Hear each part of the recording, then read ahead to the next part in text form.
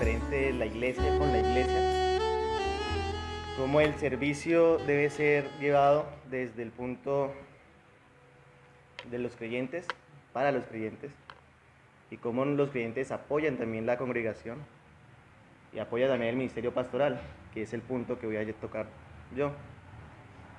Para eso vayamos nuevamente a Hechos capítulo 6 y de ahí voy a partir. Ya tengo 3 textos textuales principales, pero voy a iniciar con Hechos capítulo 6. Alonso lo tocó muy rápido.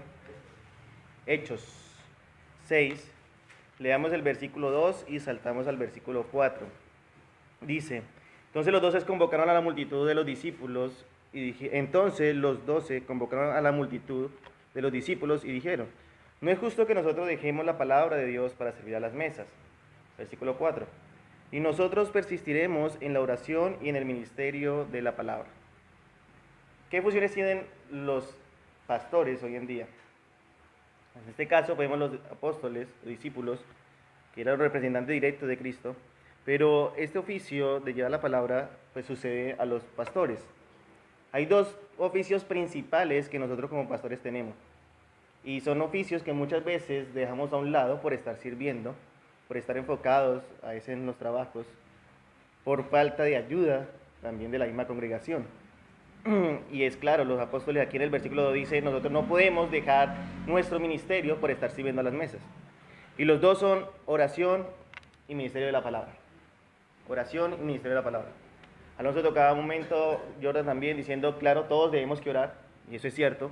Toda la iglesia debe que orar, y toda la iglesia debe que compartir, sí, afuera, de lo que ustedes reciben también acá, se debe que compartir. Pero el ministerio principal de nosotros, los pastores, es ese: orar. Y esforzarnos en escudriñar, investigar, ir más allá, para poder darles a ustedes la comida fácil. Y muchas veces, como les decía hace un momento, la descuidamos también por falta de ese amor de la iglesia hacia los pastores. Somos seres humanos, sí. Tenemos fallas, debilidades, sí. Pero tenemos claro que nuestro oficio principal es ese: orar y prepararnos para la predicación. Y prepararnos para la predicación. No podemos dejar estos 2 oficios a un lado. ¿Cuánto oramos? Ustedes no saben cuánto oramos. Y lo más es que oramos por cada uno de ustedes. Por cada uno. El que acaba de llegar, como el que tenía yo noticia de que iba a venir en camino, como el que llegó el jueves, como el que lleva 10 años, 11 años, pero oramos por ustedes. ¿Por qué razón? Porque es que ese es el ministerio de nosotros. Y aparte, el preparar una predicación requiere ¿qué? Tiempo. Y requiere mucho tiempo. Es muy fácil ser, como habla el apóstol Pablo en la carta a Timoteo, es muy fácil ser maestros de la ley de aquella época. Porque ¿qué hacían? Contaban fábulas, genealogías interminables, o sea, echaban carretazos y eso no les importaba si era verdad o no, y listo. Pero una exposición seria de la Escritura demanda esfuerzo, demanda compromiso, demanda entrega. Y es ahí mi segunda cita, Timoteo, 1 de Timoteo. Vayamos allá.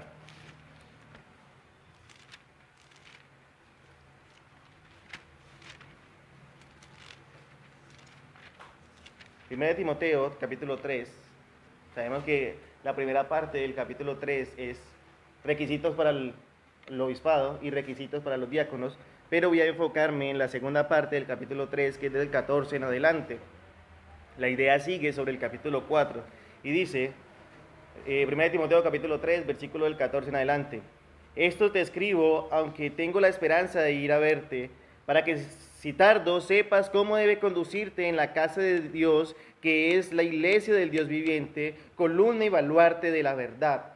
Ese es el temor o el andar de nosotros como pastores. Que nosotros estamos andando sobre cáscaras de huevo.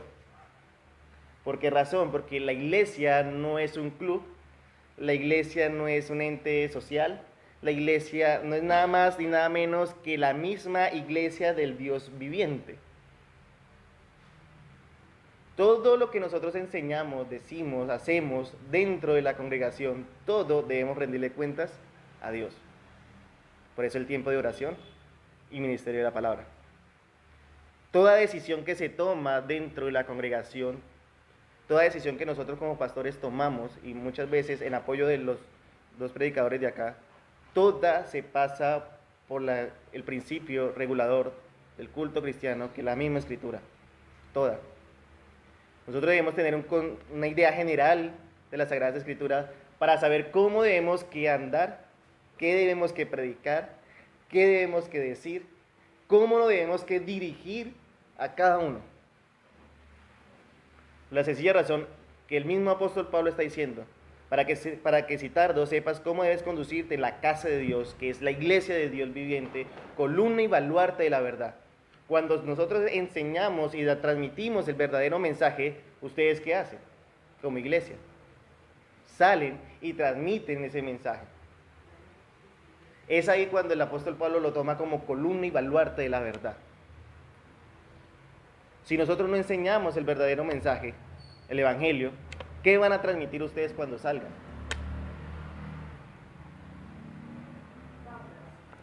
Ahí está el punto.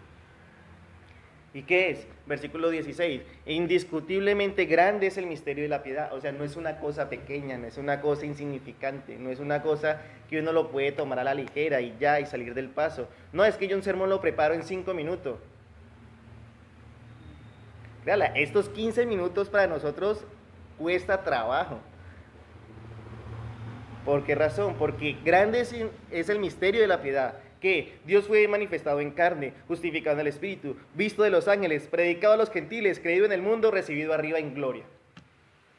Y no me voy a enfocar a explicar punto por punto, porque ya hay una predicación solo de este versículo, una predicación solo de este versículo, que yo la di.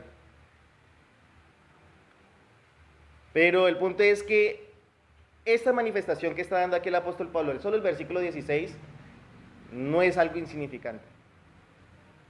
¿Por qué? Porque ese es el centro de todo. El centro de toda nuestra fe está ahí. Por eso dice, indiscutiblemente, grande es el misterio de la piedad. Ahí está. Ahí está fundamentada nuestra fe, ahí está fundamentada nuestra salvación, ahí está fundamentada la predicación que nosotros hacemos, ahí está fundamentada la predicación que nosotros damos a los de afuera, y ahí está fundamentada nuestra glorificación. Ahí está, solo en un versículo. Y ese versículo se despliega por 66 libros, que tienen toda la misma idea, el mismo hilo conductor. Ahora sí, fácil. Dice la propaganda, manejar una Kinko.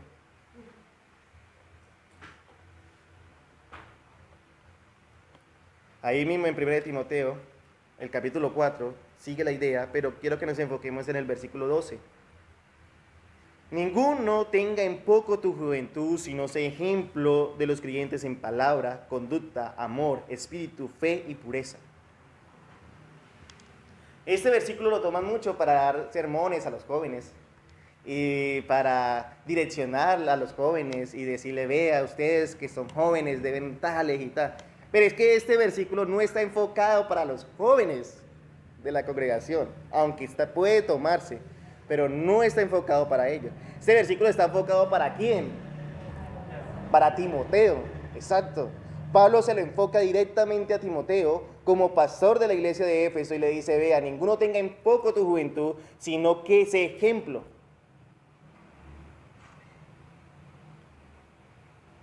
Y si faltaba más tarea, esto tenemos que cumplirlo.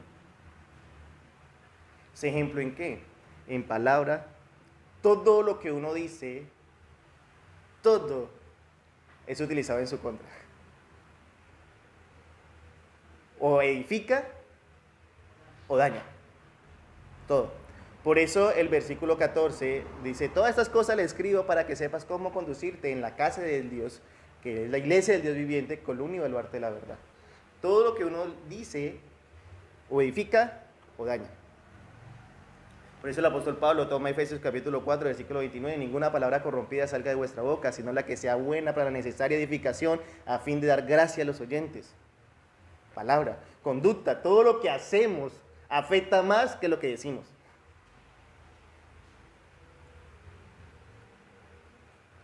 La mejor forma, muchas veces yo le he dicho, si uno muchas veces no tiene la habilidad de hablar, no todos somos boca.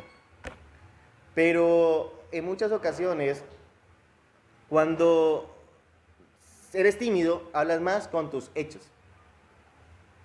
Con tus hechos. Hablas. Con esa conducta que demuestra que verdaderamente el Evangelio está en ti. Pero con sus hechos también blasfema el nombre de Dios. Dice Tito capítulo 1, versículo 16. Dice, vea, muchos lo confiesa con su boca, pero con sus hechos, ¿qué hace? Lo niega, haciéndose como abominables. Amor, espíritu, fe y pureza. Característica que debe tener todo ministro de la palabra. ¿Para con quién? Para con la iglesia.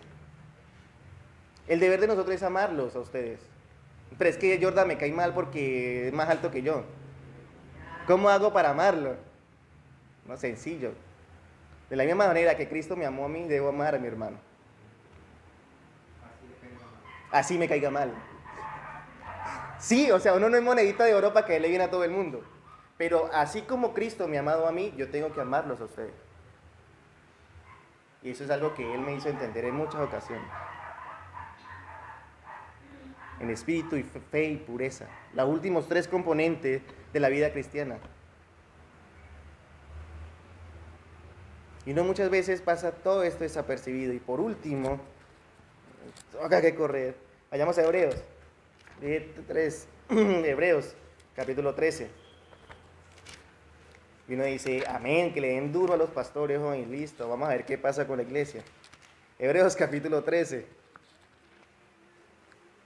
Ya todos hemos tocado puntos referentes también a la congregación. Pero hay algo que a la iglesia se les olvida mucho, y es acordarse de sus pastores. Mucho. Y uno como pastor siente cuando la iglesia se olvida de uno. Aunque no lo crea, uno lo siente. ¿Por qué razón? Porque uno necesita mucho de sus oraciones, mucho de su apoyo, de su acompañamiento, de su dirección. Nosotros también somos ovejas. Aunque Dios nos ha puesto en posición de autoridad, también somos ovejas. Que en muchas ocasiones necesitamos ser pastoreadas, acompañadas, que oren por uno. Hebreos capítulo 13, versículo 7 dice, acordaos de vuestros pastores, no por nada el pastor de los hebreos le dice a la iglesia, acuérdense de sus pastores, porque se olvidan, que os hablaron de la palabra de Dios. Considerad cuál haya sido el resultado de su conducta e imitad su fe. Nuevamente juega la conducta. Porque en la conducta se evalúa ¿qué? La fe. Por eso dice, miren su conducta y así mismo imiten su fe. Puede haberle enseñado a todo momento doctrina sana, y amén. Pero si su conducta la negaba, no limite su fe. Pero si su conducta afirmaba lo que estaba enseñando, imite esa fe y acuérdese de esos pastores. Iglesia, acuérdense de nosotros. Acuérdense de nosotros. ¿Cómo? En sus oraciones. ¿Cómo más? Sencillo, el mismo escritor de Hebreo lo dice, versículo 17, y con este término, obedeced a vuestros pastores y sujetaos a ellos, porque ellos velan por vuestras almas como quienes han de dar cuenta, para que lo que hagan con alegría y no quejándose, porque esto no es provechoso. Obedezcan, sujétense, siempre y cuando todo esté sujetado también a la misma escritura. Toda decisión que nosotros tomamos, toda está sujetada a la misma palabra de Dios.